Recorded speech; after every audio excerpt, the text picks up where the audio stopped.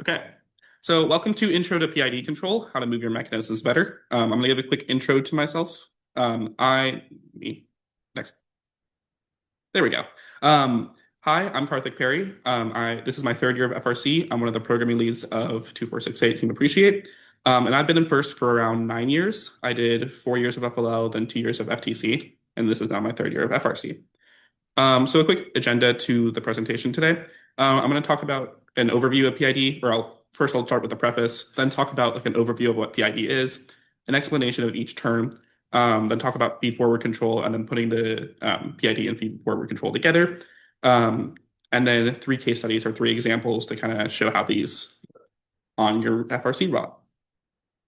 So before I begin with the actual content, I want to preface that we don't really use the smart motion or the max motion algorithms that are really built into the controller. We like to implement the control logic ourselves because it gives us a better understanding of the system and it makes debugging a lot easier. We just end up using the position and the velocity control modes. If you would like to look at our code, it is available on our GitHub, and I highly recommend that you do. So what is PID? PID is a feedback-based control method that uses the difference between the current and your desired states to determine how much to adjust a system's output in order to reach and hold a target value. To do this, you need to give it a set point. The controller will then repeatedly check its current state, compare it to your set point, and apply some sort of correction to get the system to that set point. In FRC, we mainly use it to control position or velocity of mechanisms. So to move on to the actual terms, the first term that we want to talk about is the proportional term, or the P term. It is pretty much the most important out of the 3. This term will basically look at the error, or the difference between your current state and your desired state, and apply a correction proportional to that to get rid of the error. The larger this term is, the more correction you will have for the same amount of error. Increasing the proportional term will make the system respond more aggressively to error. While this can help the system reach the set point faster, it can cause oscillations near the set point. This happens because the correction overshoots the target, and by the time the controller detects a new error, it has already pushed the system past or too far in the opposite direction. To properly tune this term, you want to make sure that your oscillations are minimal and the system reaches the set point without overshooting. The picture on the slide represents a high P term or a graph with a high P value. So the next term we're going to talk about is the integral term. It is generally a little less important than the proportional term, but it can be helpful in certain situations. The integral term basically looks at the accumulated error over some time and applies a correction based on how long the system has been off from its desired state. This term is especially useful for removing small and gradual errors that the proportional term alone cannot eliminate. However, if the integral term is set too high, it can cause instability or overshoot because the accumulated error continues to push the system after the set point has been reached, which is why it's not really used as much. The final term, the derivative term, this looks at how quickly the error is changing. In other words, it'll predict future motion based off of its current trend. By doing this, the derivative helps slow down the correction as the system approaches its set point, which reduces overshoot and oscillations. The derivative term kind of acts as a brake on the output, kind of smoothing out the response and making the system more stable. However, it is sensitive to noise, so it can be you must tune it pretty carefully to avoid making the system jittery or unstable. So moving on to feed-forward control. If you saw a little earlier, I put the F in parentheses next to PID because we use it in tandem with PID control. We like to call it the silent F because it does a lot of the heavy lifting, but it really isn't considered part of feedback control. Feed-forward control provides an extra boost of power to the motor based on its desired motion, helping the system move closer to its target without waiting for an error to develop. By anticipating how much effort is needed, feed-forward reduces the workload of the proportional term on the PID controller, allowing the feedback loop to focus on correcting smaller or unexpected errors more efficiently. Feed-forward is not really used in position control as too much because precise positioning kind of relies more on feedback to kind of handle those variability and disturbances caused.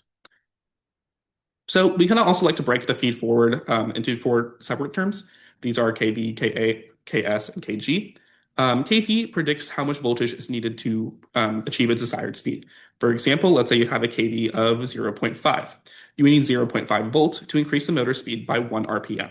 This term isn't really used in pure position control because you need to control position and not speed.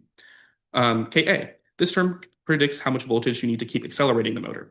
At higher, when your motor is running a little faster at higher velocities, you have more back EMFs resisting the change in motion, so it becomes harder to accelerate the motor. This term fights that, and it becomes a little bit more helpful in motion profiling, which I will talk about a little later. KS, this helps overcome static friction. So if your mechanism has a lot of friction, you might use the KS term in order to get the mechanism moving in the first place.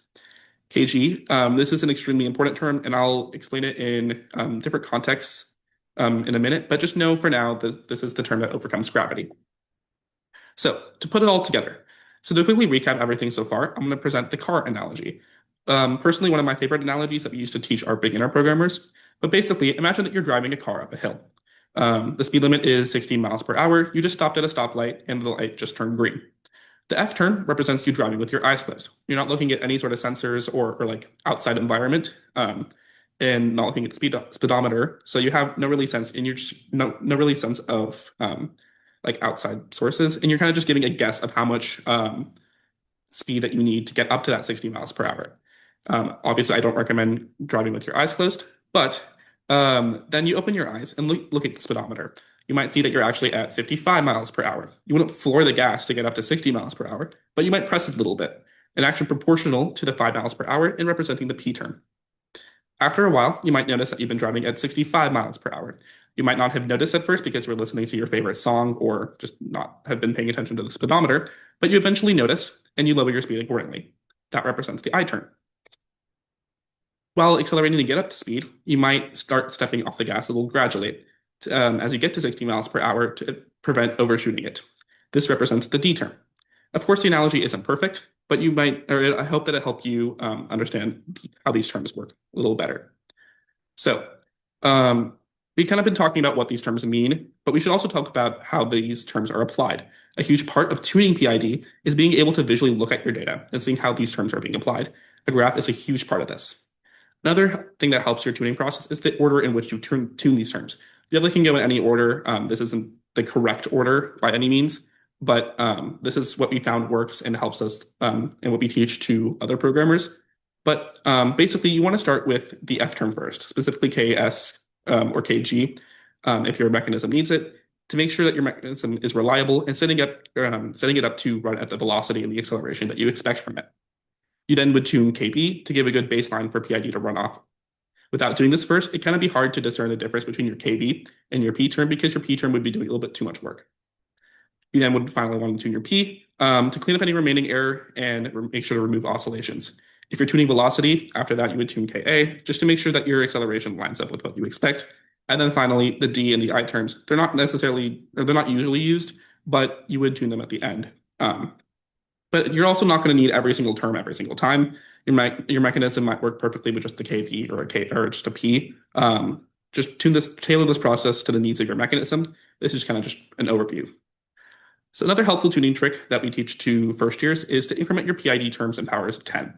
Most of the F terms can be calculated, so this is kind of unnecessary for them. But basically, you want to start off with a small number. Let's say 0.00001.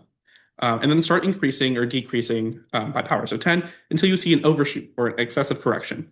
Then you have a range of values to test. Start having that range until you find a sweet spot for your term. For example, if my velocity starts oscillating with a P term of 0.1 or 0.01 and isn't effective at 0.001, I know that my ideal P term is somewhere within that range.